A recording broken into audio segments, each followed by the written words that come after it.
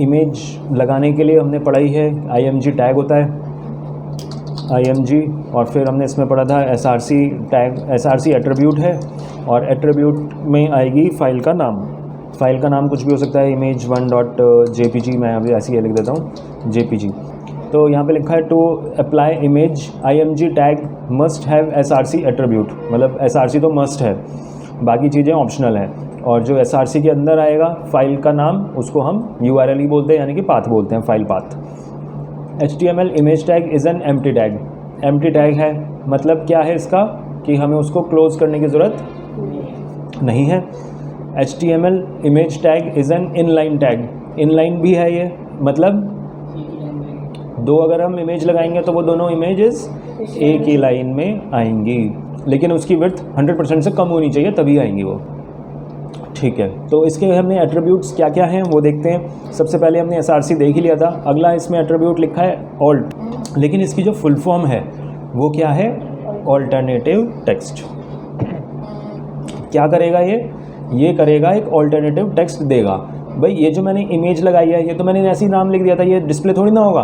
अगर इमेज किसी वजह से नहीं आ पा रही तो एक ऑल्टरनेटिव टेक्स्ट आ जाए, तो यहाँ पे हम क्या कर सकते हैं, एक ऑल्टरनेटिव टेक्स्ट लिख देते हैं, दिस इज़ इमेज, कुछ भी एक नाम लिख दिया मैंने, और इसको मैंने सेव करके देखा तो यहाँ पे वो नाम लिखेगा हमें, अगर इमेज विजिबल नहीं होगी। अगर ये इमेज शो होती तो ये ऑल्टरनेटिव टेक्स्ट नहीं आता। कई ब्राउज़र में क्लाइंट क्या करते हैं, ब्लॉक करके रखते हैं इमेजेस को, मतलब हमारे पास ऑप्शन होता है कि हम इमेज को ब्लॉक कर दें। हमें नहीं चाहिए इमेज की, अननेसेसरी इमेजेस आती रहती हैं, तो हमें कई कंपनीज़ की पॉलिसी होती है कि भैया इमेज को आपको ब्लॉक करना है, सिर्फ टेक्स्ट पे ही रखना है। तो इमेज को कैसे ब्लॉक करेंगे देखते हैं। यहाँ पे हम गए ब्राउज़र पे, यहाँ पे गए हिस्ट्री में, हिस्ट्री पे क्लिक कर दिया मैंने। हिस्ट्री पे क्लिक करने के बाद यहाँ पे लिखा है ब्राउज़र डेटा, और ब्राउज़र डेटा में यहाँ कहीं लिखा होगा, यहाँ पे कई सारे इसके ऑप्शंस हैं, क्या शो करवाना है, क्या ब्लॉक करवाना है, तो ढूंढना पड़ेगा हमें क्या है। तो मैं सीधा सर्च में ही लिख देता हूँ इमेज, और इमेज में मैंने सर्च करा तो यहाँ पे दिखा रहा है, इसके अंदर दिखा रहा है साइट सेटिंग्स के अंदर कुछ इमेजेस का शो कर रहा है। तो एक बार पहले हिस्ट्री पे देखते हैं, साइट सेटिंग्स में। साइट सेटिंग्स में गए हम तो यहाँ पे लिखा हुआ है इमेजेस, और यहाँ लिखा है साइट कैन शो इमेजेस, ये बाय डिफ़ॉल्ट ऑन होता है। इस पर मैंने क्लिक करा और यहाँ पे अगर मैंने कर दिया डज़ नॉट अलाउ, तो ये क्या हो जाएगा, अब ऑफ हो जाएगा। इसको सेव करने की ज़रूरत नहीं, यहाँ पे हमने क्लोज़ कर दिया। अब जितने भी हम इमेजेस देखेंगे यहाँ पे, इस वेबसाइट में भी अगर मैंने कोई इमेजेस देखी, यहाँ पे बना रखी थी ना हमने इमेज वाला फोल्डर, कहाँ था, ये रहा। इसको मैं रीलोड करता हूँ तो वो सारी ही इमेजेस गायब हो गई, अभी आ रही थी, रीलोड करते ही गायब हो गई। और ये इमेज लिखा गया क्योंकि वहाँ पे ऑल्टरनेटिव टेक्स्ट में इमेज लिखा होगा। तो इसीलिए हमें ऑल्टरनेटिव टेक्स्ट भी मीनिंगफुल ही देना चाहिए। मीनिंगफुल का मतलब है उस इमेज से रिलेटेड। अच्छा, एक बार फिर से देख, यहाँ पे शो भी कर रहा है इंडिकेटर कि दिस इमेजेस वर ब्लॉक्ड। इस पर क्लिक करेंगे तो यहाँ पे हम अलाउ करेंगे तो वो शो हो जाएगा।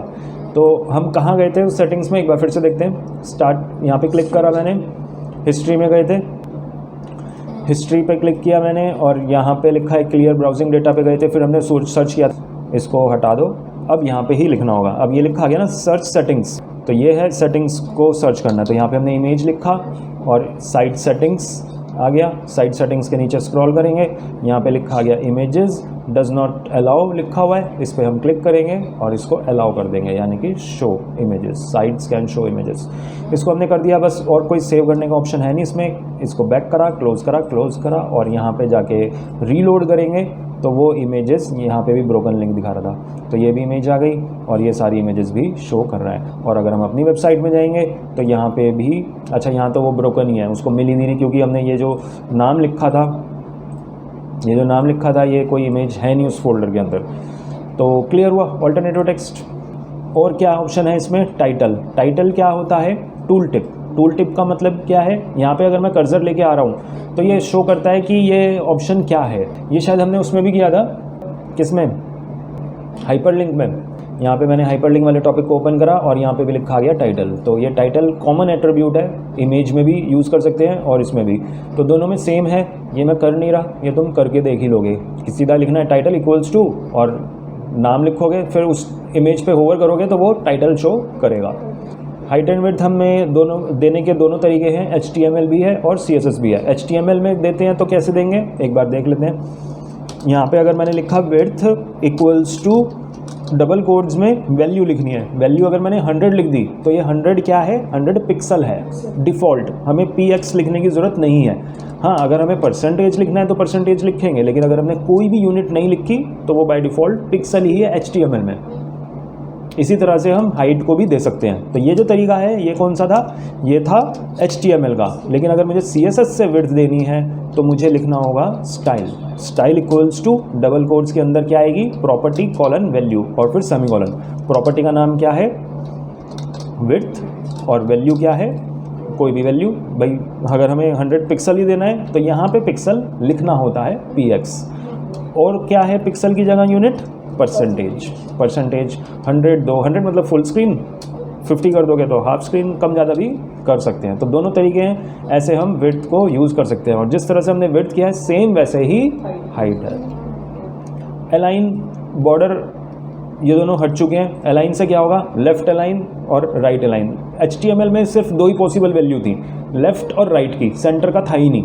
लेकिन हम इसको कर ही देंगे ही नहीं क्योंकि ये सब आउटडेटेड हो चुका है। तो इसका ऑल्टरनेटिव क्या है, इसका ऑल्टरनेटिव CSS है। लेकिन CSS में इसमें ऐसा ऑप्शन नहीं है कि एकदम से राइट हो जाएगी वो, उसके लिए तो कुछ और भी हमें प्रॉपर्टीज़ करनी होंगी, तो वो हम जब CSS करेंगे तभी देखेंगे।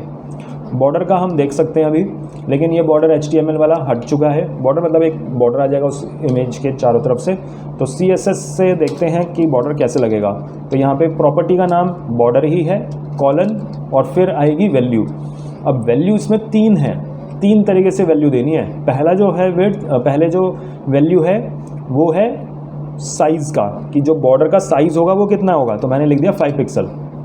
दूसरा है स्टाइल, बॉर्डर का स्टाइल भी अलग अलग होता है, सीधी लाइन लगानी है या डॉट डॉट्स लगा के करना है, डैश डैश, डबल लाइन, अलग अलग हैं। तो मैंने अभी लिख दिया सॉलिड, सॉलिड का मतलब सिंपल सी लाइन आएगी। और तीसरी वैल्यू है कलर, कलर ऑप्शनल है, ये दोनों देनी ज़रूरी हैं, लेकिन कलर आप नहीं दोगे तो बाय डिफ़ॉल्ट ब्लैक कलर का आ जाएगा। लेकिन अगर मैं कलर की वैल्यू लिख दूंगा तो वो उसी कलर का शो करेगा। चेक करके देखते हैं इसका बॉर्डर लगा कि नहीं लगा। तो ये हमारी सेकेंड वाली इमेज का बॉर्डर आ गया, जितनी बड़ी इमेज थी उसी के अकॉर्डिंगली बॉर्डर आएगा। H space, V space, horizontal space, vertical space. अभी जो हमने इमेज लगाई है दोनों के बीच में कोई गैप नहीं है, लेकिन हमें स्पेस देना है। तो HTML में ऑप्शन था H स्पेस और V स्पेस, यानी कि हॉरिजॉन्टल और वर्टिकल, और CSS क्योंकि वो तो हट चुका है। तो CSS में क्या है, यहीं पे स्टाइल एट्रीब्यूट एक ही है और इसके अंदर कितनी भी property, n number of properties हम लिख सकते हैं, कोई लिमिट नहीं है। तो यहीं पे सेमीकोलन के बाद हम एक और प्रॉपर्टी और वैल्यू देंगे। इस बार हम जो प्रॉपर्टी वैल्यू दे रहे हैं वो किस लिए दे रहे हैं, स्पेसिंग के लिए। स्पेसिंग को बोलते हैं यहाँ पे CSS में मार्जिन, और इसकी वैल्यू सेम वैसे ही देने हैं जैसे हम विड्थ को दे रहे थे। परसेंट में तो नहीं देते, नॉर्मली पिक्सल में देते हैं। तो यहाँ पे मैंने लिख दिया 20 पिक्सल। तो जैसे मैंने देखा तो दोनों ऊपर, मतलब ये जो स्पेस आया है ये चारों तरफ से आया है, टॉप, लेफ्ट, बॉटम से भी आया। अगर इसके नीचे कुछ होता तो हमें दिखता कि नीचे से भी है, राइट साइड में कुछ होता तो यहाँ पे दिख ही रहा है, वैसे इन दोनों के बीच में भी आ गया। अगला क्या है, बस इसमें इतने ही हैं ऑप्शंस, और इसके बाद तुम्हें गैलरी बनानी थी, वो तुमने बना ही ली होगी। नेक्स्ट टॉपिक क्या है, फ़ॉन्ट टैग। जो फ़ॉन्ट टैग है वो पूरा का पूरा हट चुका है, और इसके जो एट्रीब्यूट्स हैं वो ये हैं। कलर बदल सकते हैं हम, टेक्स्ट का कलर है ये। साइज़ मतलब जो हमने टेक्स्ट लिखा है उसका साइज़।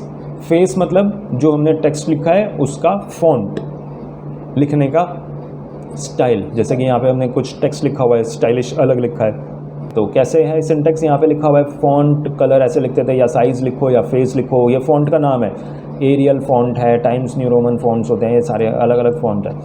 और अगर हमें सारे देने हैं तो मल्टीपल एट्रीब्यूट्स हम दे ही सकते हैं, कोई दिक्कत नहीं है। और कोई सीक्वेंस मैटर नहीं करती, आगे पीछे हम लिख सकते हैं एट्रीब्यूट में, इक्वल टू करके वैल्यू दो। तो ये हमने 3 वैल्यू, तीनों ही लिख दिया चीज़ें। तो इसका साइज़ भी बढ़ गया, स्टाइल, कलर भी और फॉन्ट भी। HTML में जो साइज़ था वो बिटवीन 1 to 7 ही होता था, 1 से लेके 7 तक। डिफ़ॉल्ट 3 है, मतलब अगर हमने कुछ नहीं दिया तो साइज़ आएगा 3। ज़्यादा बढ़ाना है तो साइज़ से हम 4 5 लिखते थे, लेकिन ये सब अब हट चुका है। इसकी जगह CSS ही यूज़ करेंगे। ठीक है, तो एक बार करके देखते हैं, इन तीनों को ही CSS का यूज़ करके देखते हैं। कलर मुझे चेंज करना है टेक्स्ट का, तो मैं कुछ टेक्स्ट लिख लेता हूँ। एक पैराग्राफ मैंने बनाया p टैग, यहाँ पे मैंने लॉरेम लिखा, तो ये क्या करेगा, एक डमी टेक्स्ट को क्रिएट कर देगा। इसकी एक हेडिंग देनी है तो हेडिंग भी दे दो। यहाँ पे हम लिख देते हैं फॉन्ट स्टाइल, लिख देते हैं फॉन्ट स्टाइल हम कर रहे हैं। अच्छा, अब एक और पैराग्राफ बना लेते हैं, एक और पैराग्राफ। यहाँ पे भी मैंने कुछ डमी टेक्स्ट लिख दिया। फर्स्ट पैराग्राफ को मुझे कलरफुल करना है। अभी आउटपुट देख लेते हैं एक बार इसका कि कैसे आ रहा है। ये पहला पैराग्राफ, दूसरा पैराग्राफ। फर्स्ट को हमें करना है ग्रीन कलर में, तो फर्स्ट यहाँ पे P में लिखेंगे स्टाइल, और जैसे कि हमने पढ़ाई कि स्टाइल के बाद आएगा P और फिर वैल्यू, दो चीज़ें आएंगी। P का मतलब है प्रॉपर्टी, तो प्रॉपर्टी क्या है ये धीरे धीरे हमें याद हो जाएंगी कि कौन सी प्रॉपर्टी किस चीज़ के लिए है। कलर के लिए कौन सी है, तो कलर के लिए प्रॉपर्टी कलर ही है। यहाँ पे जो कलर की स्पेलिंग है वो CLOR है, UR नहीं है। तो कलर कॉलन और फिर वैल्यू है, वैल्यू मतलब जो भी कलर का नाम है। अभी हमने सीधा कलर का नाम दे दिया, और दूसरा हमने ऑप्शन ये पढ़ा था कि यहाँ पे हम कर्सर लेके आएंगे तो यहाँ से भी हम कलर की वैल्यू देंगे, और यहाँ पे दिखा ही रहा है वैसे 8GB। अब मुझे क्या करना है, सेकंड पैराग्राफ पे भी कलर करना है, लेकिन केवल इतने टेक्स्ट पे, पूरे पैराग्राफ में नहीं करना। तो थोड़े से पोर्शन में कैसे करेंगे, जो CSS है उसको HTML चाहिए, तभी वो अप्लाई हो पाएगी। इस टेक्स्ट में कोई HTML लिखा हुआ है? नहीं लिखा, इस पूरे में लिखा है, पर्टिकुलर इसमें नहीं है। तो इसके लिए हमें कोई टैग लगाना होगा, ऐसा टैग लगाना होगा जिससे कि हमारा ये टेक्स्ट को अफेक्ट ना करे। अगर मैंने इसके बीच में P लगा दिया तो दिक्कत क्या आएगी, वो ब्रेक कर देगा, लाइन ब्रेक, क्योंकि P को हमने पढ़ा था इनलाइन है या ब्लॉक है, तो ये 100% की स्पेस लेगा। तो यहाँ पे एक और P आ गया, नेस्टेड P बना दिया हमने, एक P के अंदर दूसरा P हो गया, ये नेस्टेड हो गया। तो ऐसा लिख सकते हैं, लेकिन इससे हमारा जो स्टाइलिंग है वो अलग हो जाएगा, हमें ऐसा नहीं चाहिए। तो हमें कोई चाहिए ब्लॉक लेवल नहीं चाहिए एलिमेंट, हमें ऐसा टाइप चाहिए जो इनलाइन हो। तो इनलाइन कौन सा है, हमने लास्ट क्लास में जब हमने डिफरेंस पढ़ा था इनलाइन और ब्लॉक में, तब हमने पढ़ा था एक टैग स्पैन क्या है, इनलाइन एलिमेंट ही है, इनलाइन एलिमेंट है। चेक करते हैं अब इसका आउटपुट में कोई फ़र्क नहीं आया, और यही चीज़ हमें चाहिए थी। अब हम क्या करेंगे, HTML टैग हमें मिल गया, इसके ऊपर स्टाइल लगा देंगे। यहीं से ले लेते हैं, स्टाइल लिया और यहाँ पे पेस्ट कर दिया। अब कलर को तुम्हें डिफरेंट करना है तो यहाँ से सेलेक्ट कर लो कोई डिफरेंट कलर, यहाँ से ये ले लेते हैं पर्पल। तो इतना पोर्शन हमारा कलर चेंज हो गया, ठीक है। तो ऐसे पर्टिकुलर एलिमेंट में भी, पर्टिकुलर टेक्स्ट में भी बीच में से, उसके ऊपर भी हम CSS को अप्लाई ऐसे कर सकते हैं। तो स्पैन का ये फ़ायदा है, बीच में से ही हमने अप्लाई कर दिया। तो हमने यहाँ पे देखा कि कलर कैसे चेंज करना है, और हमने यहाँ पे पढ़ रहे थे फॉन्ट टैग। कलर के बाद आता है साइज़ को कैसे देंगे CSS में, मैं इस पूरे में ही अप्लाई कर रहा हूँ, इस पूरे पैराग्राफ में। तो प्रॉपर्टी हमारी दूसरी है फॉन्ट -साइज़, ये साइज़ के लिए है, और यहाँ पे कॉलन करके आएगी वैल्यू इसमें पिक्सल में ही देते हैं, 20 पिक्सल, डिफ़ॉल्ट 16 है। अगर हमने कुछ नहीं दी तो जो आउटपुट आ रहा था वो 16 पिक्सल का था, लेकिन मैंने कर दिया 20, तो थोड़ा सा साइज़ इसका बढ़ गया है। और तीसरी वैल्यू क्या थी, यहाँ पे फेस था, फेस का मतलब स्टाइल। तो यहाँ पे फॉन्ट फैमिली है उसका नाम देने के लिए, और यहाँ पे देख रहे हैं तो यहाँ पे दिखा भी रहा है कई सारे, कोरियर न्यू, ये सारे क्या हैं, फॉन्ट के नाम ही हैं। तो कोई सा भी ले लो, या फिर तुम्हें देखने पड़ेंगे, ये फ़ॉन्ट के नाम तो पता ही होने पड़ेंगे कि कौन सा हमें फ़ॉन्ट अप्लाई करना है फ़ॉन्ट को अप्लाई करने के लिए। तो यहाँ पे हमने दिया, और ये 3 फ़ॉन्ट हैं, 1 फ़ॉन्ट, 2 फ़ॉन्ट, 3, ये सारे फ़ॉन्ट्स कैटेगरी होती है ये फ़ॉन्ट की, मतलब 3 फ़ॉन्ट के नाम है ये। तो कोई दिक्कत नहीं, आप एक भी दे सकते हो, मल्टीपल भी लगा सकते हैं। तो जैसे ही हम देखेंगे तो ये इसका फ़ॉन्ट का थोड़ा सा स्टाइल बदल गया है, ज़्यादा फ़र्क नहीं पड़ा। तो ऐसा करते हैं कोई दूसरा लगा के देखें, ये कोरियर न्यू लगाते हैं, तो इसमें तो दिख ही रहा है हमें काफ़ी चेंजेस हो गए, ठीक है। तो कोई सा भी फ़ॉन्ट अकॉर्डिंग टू वेबसाइट, जो भी हमें सूट कर रहा है वेबसाइट, वो हम लगा सकते हैं। तो हमने ये तीनों चीज़ें देखी CSS से कैसे लगेगा। CSS में ये तीनों चीज़ें डिटेल में भी आगे आएंगी। अच्छा, यहाँ पे जो फॉर्मेट फ़ॉन्ट हमने पेज ओपन कर रखा है, इसी के अंदर और भी टैग हैं फॉर्मेटिंग के, ये आउटडेटेड नहीं हुए, ऊपर वाले आउटडेटेड थे, ये आउटडेटेड नहीं हुए, ये यूज़ होते हैं और ये हमने किए भी थे। कौन से टैग हैं ये, BR स्टैंड्स फॉर ब्रेक रो, और ये क्या करेगा, न्यू लाइन में टेक्स्ट ला देगा। जैसे हमने यहाँ पे लिखा ही था टेक्स्ट को, ये मेरा पैराग्राफ है और ये दूसरा पैराग्राफ। अगर मैं कहीं पे भी बी आर लगा दूंगा तो ये हमारी न्यू लाइन से आएगा ये वाला टेक्स्ट, है ना। हाँ, तो अगला क्या है, बी। बी का मतलब क्या था, बी और स्ट्रॉन्ग दोनों सेम है, कोई सा भी टैग हम लगा सकते हैं और इससे हमारा टेक्स्ट क्या हो जाएगा, बोल्ड हो जाएगा। लगाने का तरीका ये तुम्हें पता ही है।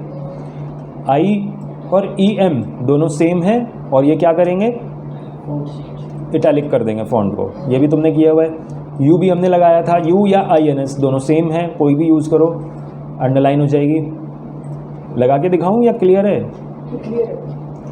एस यू पी देखते हैं। जैसे मैंने तुम्हें ये वाला एग्जांपल दिया था हेडिंग वाला, और इसमें मैंने कहा था कि ये चीज़ें भी हैं, तो इसमें जो H2 नीचे आ रहा है 2, तो ये क्या है, सब है नीचे की तरफ, मतलब सब, और ऊपर मतलब सुपर। सब और सुपर क्या है, ये टैग के नाम ही है।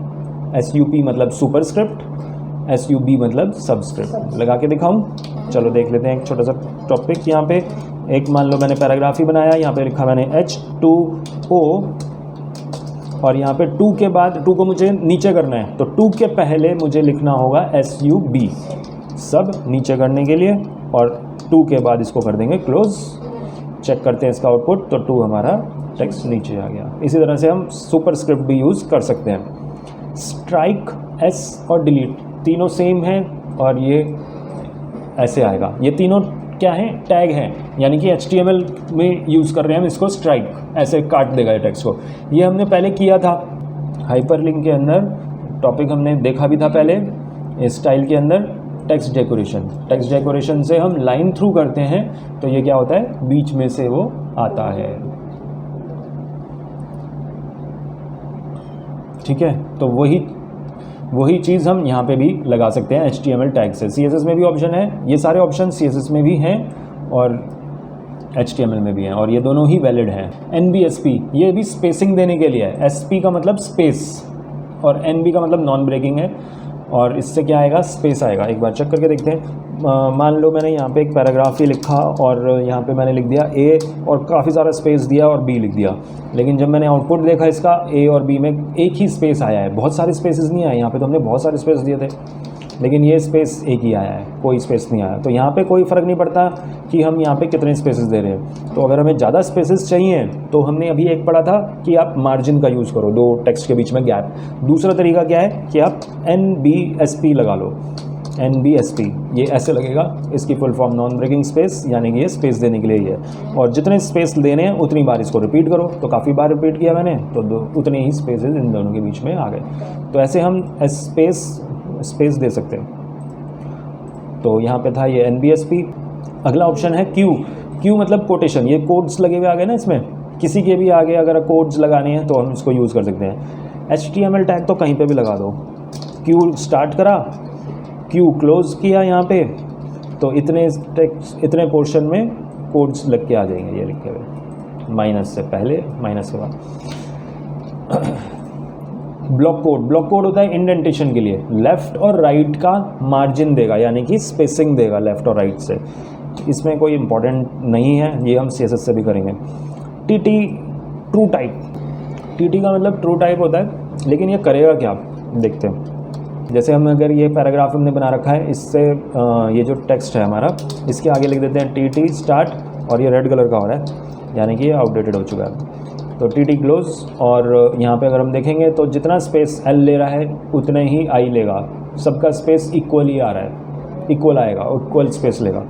अब इसकी जगह ऑल्टरनेटिव क्या है, फ़ॉन्ट है। हम फ़ॉन्ट को वैसा लेंगे जो कि इक्वल स्पेस यूज़ करेगा, तो इसको हम यूज़ नहीं कर रहे, तो ये हट ही गया है TT।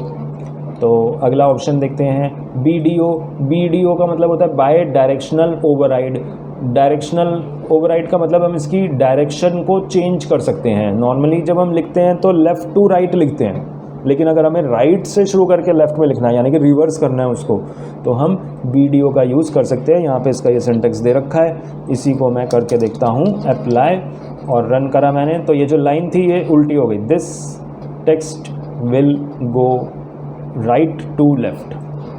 BDO टैग का नाम है और इसका एट्रीब्यूट है DIR, मतलब डायरेक्शन राइट टू लेफ़्ट। इसकी जो वैल्यू है एट्रीब्यूट की वो 2 हैं, LTR या RTL, लेफ़्ट टू राइट या राइट टू लेफ़्ट, और लेफ़्ट टू राइट तो डिफ़ॉल्ट ही है। स्मॉल ये भी हट चुके हैं, पहले यूज़ होते थे, इसकी जगह हम यूज़ नहीं करते अब। ये क्या करता है, स्मॉल मतलब फ़ॉन्ट साइज़ को छोटा कर देता है। डिफ़ॉल्ट साइज़ 3 है तो ये टेक्स्ट को ऐसे छोटा कर देगा। और लार्ज, बिग मतलब लार्ज, कहीं पे भी हम लार्ज लगा देंगे तो वो टेक्स्ट हमारा एक पॉइंट बढ़ जाएगा। ये काम हम CSS से भी कर सकते हैं। स्पैन लगाओ, फ़ॉन्ट साइज़ बढ़ा दो। सेंटर टैग भी हट चुका है, अब यूज़ नहीं होता। ये क्या करता है, किसी भी टेक्स्ट को सेंटर कर देगा। लगा के देख लेते हैं एक बार। जैसे हमने बाई डायरेक्शनल ओवरराइड ही किया था, ये वाली टेक्स्ट, इसको हमें सेंटर में लगानी है लाइन को। तो यहाँ पे इसके ऊपर हम लगा देते हैं सेंटर, और सेंटर रेड कलर में दिखा रहा है, और यहाँ पे हमने कर दिया क्लोज। तो इसके बीच में जो भी टेक्स्ट होगा वो सेंटर में आ जाएगा। अब वो दिखा रेड में रहा है लेकिन अप्लाई हो रहा है, तो इसका मतलब ये नहीं कि ये सही तरीका है लगाने का, ये आउटडेटेड ही तरीका है। इसकी जगह हमें यूज़ करना है CSS से हम इसको सेंटर में करेंगे। तो वो देखेंगे आगे चल के कि CSS में क्या ऑप्शन है सेंटर करने का। तो अभी हम इसको यूज़ नहीं कर रहे। ठीक है जी, तो ये थे तुम्हारे फॉन्ट के टैग्स। क्लियर हो गए सारे? सिंपल ही है। इसको तुम लगा के देखना, जो तुम अब वेबसाइट बनाते जा रहे हो, बनाओगे, उसमें ये सारी चीज़ें ऐड करते जाना, उसी वेबसाइट को और क्वालिटी बेटर हो जाएगी। एक टॉपिक और देखते हैं, कमेंट्स वाला। जैसे मान लो मैंने यहाँ पे लिखा था कि बाई डायरेक्शनल की जो DIR की वैल्यू होती है वो 2 हैं, एक है LTR और दूसरी है RTL। अब ये तो मैंने अपने समझने के लिए लिखी हुई है, ये मुझे कंप्यूटर पर रन नहीं करनी। अब मैं देखूंगा आउटपुट में तो अभी तो ये रन हो जाएगी, ये दिखा रहा है ऐसे, दोनों दिखा दी उसने, इनलाइन में दिखा दिया क्योंकि हमने कोई टैग नहीं लिखा था। लेकिन मुझे चाहिए कि ये कमेंट बन जाए, आउटपुट में ना आए, तो इसको हमें कमेंट बनाना होगा। कमेंट बनाने के लिए HTML में कैसा है, HTML में कमेंट केवल एक ही टाइप का है। कई लैंग्वेजेस में 2 टाइप के, पाइथन में 3 टाइप के कमेंट्स हैं, लेकिन यहाँ पे HTML में केवल एक ही है। कैसा है वो, और वो भी टैग ही है। ऐसे टैग में ही होता है सब कुछ, इसमें टैग, फिर एक्सक्लेमेशन मार्क, हाइफन हाइफन, और फिर हाइफन हाइफन ग्रेटर देन के साइन से क्लोज करेंगे, यानी कि ऐसे। इसके बीच में हम जो भी कुछ लिखेंगे ये बन जाएगा हमारा कमेंट। तो ब्राउज़र इसको इग्नोर कर देगा, यहाँ पे आउटपुट में शो नहीं करेगा। ये सिर्फ हमारी समझने के लिए है, ठीक है। जैसे हमने यहाँ पे 2 बार इमेज लिखी थी, हमें नहीं चाहिए 2 बार, लेकिन डिलीट भी नहीं करनी, तो उसके लिए हम यूज़ कर सकते हैं। नॉर्मली कमेंट कब लिखते हैं हम, जब हम कोई बहुत बड़ा टेक्स्ट बना रहे हैं। तो वेबसाइट जब हम बनाते हैं ना, तो उसके अंदर कई अलग अलग पार्ट्स होते हैं। ये हमारा हेडर बनता है, फिर लेफ़्ट सेक्शन बनेगा, फिर मेन पेज के कंटेंट्स बनेंगे, राइट पोर्शन भी हो सकता है, ठीक है, और फिर नीचे लास्ट में फुटर होगा, और बीच में भी कई सारे कंटेंट्स हो सकते हैं। तो इन सब की हम अलग अलग कोडिंग बनाते हैं। ये एक सेक्शन है, ये पूरा, ये पहले वाला एक सेक्शन है, इसकी कोडिंग हम अलग बनाएंगे। तो कहाँ से कहाँ तक बनाई है हमने कोडिंग, वो हम कमेंट करके लिख सकते हैं कि ये जो हमारा हेडर वाला पार्ट है ये यहाँ पे शुरू हुआ है, यहाँ पे ख़त्म हुआ है, फिर ये वाला जो सेक्शन है ये यहाँ पे शुरू हुआ है। तो वो कमेंट करके लिखेंगे ना, तो हमें इजीली समझ में आ जाएगा कि हमने कौन सी कोडिंग किस चीज़ के लिए लिखी हुई है। तो इसीलिए कमेंट्स का ज़्यादातर यूज़ होता है। और ज़रूरी नहीं कि ये सिर्फ तुम्हारे समझने के लिए है, हो सकता है एक प्रोजेक्ट को एक टीम बना रही हो, 2-3 बंदे मिलके बना रहे हैं, तो दूसरे को भी तो समझ में आएगा कि तुमने लिखा क्या है। क्योंकि एक डिज़ाइनर है वेबसाइट डिज़ाइनिंग, एक है वेबसाइट डेवलपमेंट कर रहा है, दूसरा उसमें जावास्क्रिप्ट ऐड कर रहा है, कुछ स्क्रिप्टिंग लैंग्वेज। तो हो सकता है कि अलग अलग बंदे एक प्रोजेक्ट को हैंडल कर रहे हो, तो उन सबको समझना है कि भैया इसने ये कोडिंग क्यों लिखी है। वो पढ़ेगा तो टाइम ज़्यादा लगेगा, कमेंट से पता चल जाएगा एकदम। तो ये कमेंट है, एक बार कमेंट को देखते हैं क्या क्या लिखा है इसमें। Comments are the text that will be ignored by the browser. ये ब्राउज़र इसको इग्नोर कर देता है। Any text written inside comment will not display on the web page. कोई वेब पेज पे हमारा आउटपुट पे नहीं आएगा, ये विजिबल नहीं होगा। टेक्स्ट एडिटर में ही विजिबल होगा केवल, वहाँ पे तो दिखेगा ही। कमेंट्स आर यूज़फुल, वही प्रोग्रामर्स के लिए हो गए, जिससे कि वो बाद में भी समझ सके। हो सकता है कि तुमने आज प्रोजेक्ट बनाया कंपनी का, किसी की क्लाइंट के लिए आज बना दिया, अब वो 1 साल बाद आता है कि इसमें ये चेंजेस कर दो, तो तुम उस कोड को 1 साल बाद देखोगे ना, तो तुम्हें भी कई बार याद नहीं रहेगा कि हमने क्या क्या लिखा था। लेकिन कमेंट से एकदम से याद आ जाएगा, तो हेल्प करने में, अंडरस्टैंड करने में हेल्प करता है हमें। Comments can also be useful for providing reminders. Reminders के लिए भी कर सकते हो, भाई आज मेरे को ये काम मिला है, इस वेबसाइट में ये चीज़ें ऐड करनी है, एक दिन में तो ऐड होंगी नहीं, तो तुम एक एक करके ऐड करोगे और कमेंट करके लिख लोगे कि ये ऐड करना है। तो रिमाइंडर्स के लिए भी यूज़ कर सकते हो। और यहाँ पे लिखा हुआ है कमेंट हमारा केवल एक ही तरह का है, ये स्टार्ट हुआ और ये क्लोज, यानी कि ये जो कमेंट है ये है multi line comment, single line comment कुछ नहीं होता, एक ही तरह का कमेंट है। ठीक है जी, क्लियर हुआ? तो इतना ही रखते हैं आज।